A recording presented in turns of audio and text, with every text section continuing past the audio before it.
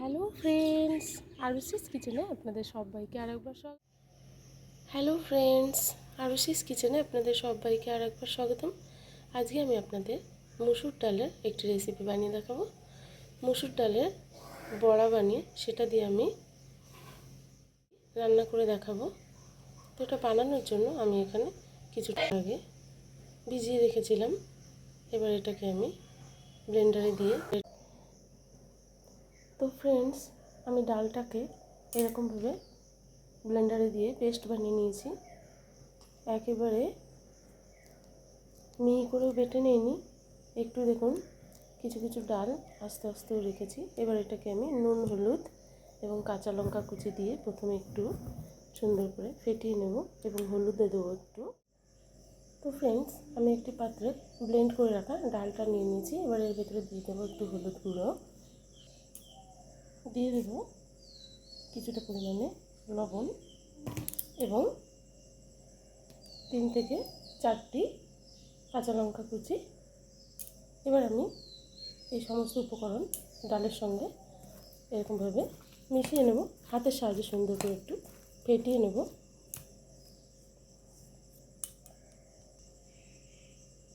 তো আমি ডালের ভেতরে যে নুন, হলুদ এবং কাঁচা লঙ্কা কুচি দিয়েছিলাম সেটাকে আমি সুন্দর করে এভাবে মিশিয়ে নিয়েছি। এবার কড়াইতে সরষের তেল দিয়ে আমি প্রথমে ছোট ছোট আকারের বড়া গড়ে নেব। এরকম সাইজের বড়া বানিয়ে নেব। প্রথমে সুন্দর করে তেলে দিয়ে ভেজে নেব। তো কড়াইতে আমি তেল দিয়ে গরম করে নিয়েছি। এবার আমি এখান থেকে ছোট্ট ছোট্ট আকারের একটু একটু করে দিয়ে দেবো এবং বড়া ভেজে নেব। তো ডালের বড়ার একটা সাইড হয়ে গেছে, এবার এটাকে আমি উল্টে দেবো। এক এক করে সমস্ত বড়াগুলোকে এগুলো উল্টে দেবো এবং ভালো করে ভেজে নেব। এই বড়া বানাতে একদমই সময় লাগবে না, এটা একদমই সোজা, খুবই তাড়াতাড়ি ভাজা হয়ে যাবে। দ্বিতীয় পিঠ ভেজে আমি মসুর ডালের ভিতরে খুব বেশি হলুদ দিয়েছিলাম না, তাই জন্য এগুলো কিন্তু ভালোভাবে বোঝা যাচ্ছে না, কিন্তু বড়াটা ভাজা হয়ে গেছে। এবার এটাকে আমি নামিয়ে নেব একটা পাত্রে। তো দেখুন, আমি এভাবে বেশ অনেকগুলো বড়া ভেজে নিয়েছি। এবার আমি এটাকে আলু এবং মশলা দিয়ে রান্না করে দেখাবো। তো আমি একটা কড়াই গরম করে নিয়েছি। এবার কড়াইতে দিয়ে দিলাম সর্ষের তেল। তেল গরম হয়ে গেছে। এবার আমি দিয়ে দিলাম ফোড়নের জন্য একটু কালো জিরে, একটা গোটা তেজপাতা আর সামান্য একটু পেঁয়াজ কুচি।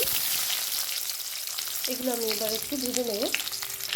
আমি একটু কাঁঠালের দানা আর আলু এগুলো কেটে নিয়েছি, আর কাঁঠালের দানা খোসা ছাড়িয়ে এবার মাঝখান দিয়ে কেটে নিয়েছি। এটাকেও এর ভেতরে দিয়ে ভেজে নেব। একদম সিম্পল, কিন্তু খেতে খুব ভালো হবে আমার রেসিপিটি। আপনারা ধৈর্য সহকারে একটু দেখুন। আমার একটু নুন দিয়ে দিলাম, সামান্য একটু নুন, সামান্য একটু হলুদ গুঁড়ো দিয়ে আমি ভেজে নিচ্ছি। তো ভাজা হয়ে গেছে। এবার আমি কাঁঠালের দানা এবং আলুটাকে তুলে নেব একটা পাত্রে।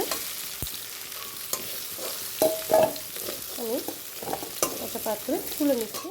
আবারও একটু ফোড়ন দেবো। এবার দুটো সাদা জিরে ফোড়ন দিলাম এবং তার উপর দিয়ে দেবো আগে থেকে বেটে রাখা রসুন, আদা, পেঁয়াজ এবং 2টি কাঁচা লঙ্কা দিয়ে আমি ব্লেন্ডারে দিয়ে পেস্ট করে দেবো, সেটাকে দিয়ে দিলাম।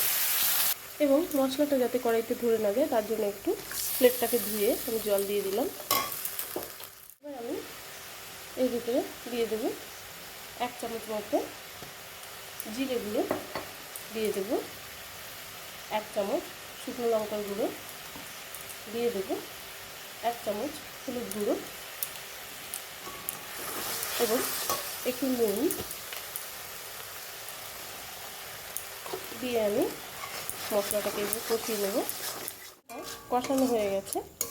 এবার এর ভিতরে আমি ভেজে রাখা কাঁঠাল দানা এবং আলুটাকে দিয়ে দেব, দিয়ে আর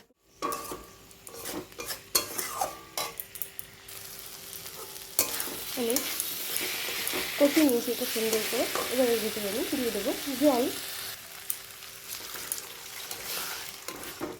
আমি জল দিয়ে দিয়েছি। এবার এটাকে ঢাকা দিয়ে কিছুক্ষণ রান্না করে নিতে হবে, যতক্ষণ না পর্যন্ত কাঁঠাল দানা এবং আলুটা গলে যায় ততক্ষণ ঢাকা দিয়ে রান্না করে নেব। তো ঝোলটা ফুটে উঠেছে। এবার এর ভেতরে আমি আগে থেকে ভেজে রাখা ডালের বড়াগুলো দিয়ে দেবো। আমি দুরকম শেপে ভেজে নিয়েছিলাম, একটা চ্যাপ্টা আর কয়েকটা গোল গোল করে। এবার এই বড়াগুলোকে আমি দিয়ে দিলাম, দিয়ে একটু নেড়ে চেড়ে আবারও ঢাকা দিয়ে দেবো।